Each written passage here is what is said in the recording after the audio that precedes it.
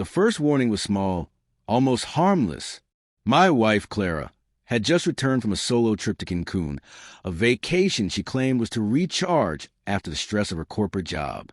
We had always shared a strong bond, or so I believed, and I trusted her completely. But as she talked about her trip, something in her tone shifted.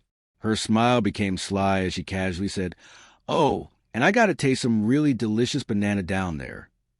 The words sounded odd, carrying a smugness I couldn't quite place. At first, I laughed it off, thinking she meant some local dessert. But the way she said it stayed in my mind like an irritating itch. She seemed too pleased. That night, while she slept, I sat in the living room holding her phone.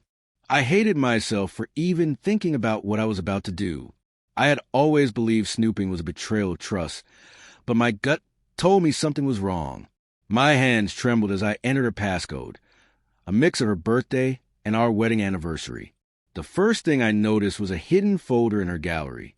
My heart pounded as I opened it. Inside were dozens of photos and videos. Clara at the beach, laughing in the arms of a man I'd never seen. He was shirtless, tan, muscular, everything I wasn't. Some captions made my stomach twist. Best banana I've ever had. Worth every secret. Can't wait for another taste. I nearly threw the phone across the room. The betrayal wasn't just the affair. It was a joy in her face.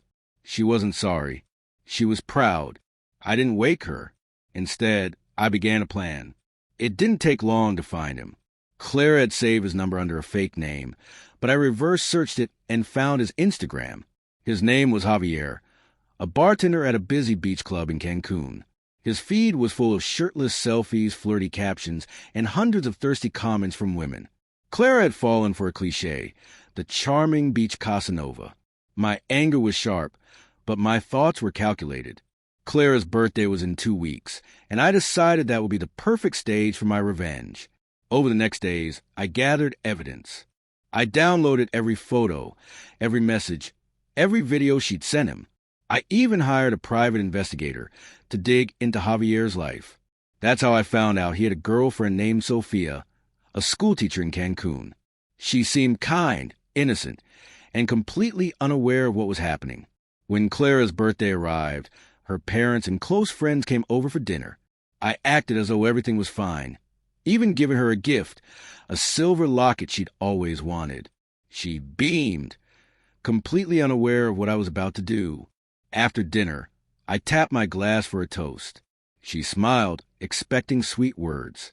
"I want to thank everyone for being here tonight." I began, forcing a smile. "Clara, my love, you deserve something unforgettable this year." I handed her an envelope. Her smile faded as she pulled out printed photos and screenshots, the evidence of her affair. Her face drained of color. What is this?" she whispered. "It's your banana, Clara," I said, my voice cold. "Remember that delicious taste you bragged about? Now everyone gets to see it." Gasps filled the room. Her parents looked horrified. Her father slammed his glass down, demanding answers. Clara stammered, searching for a way out. But I wasn't finished. "You didn't just betray me, Clara. Javier's girlfriend, Sophia, deserves to know too." I pulled out my phone and played a video, a split-screen call with Sophia. I had shown her every bit of proof.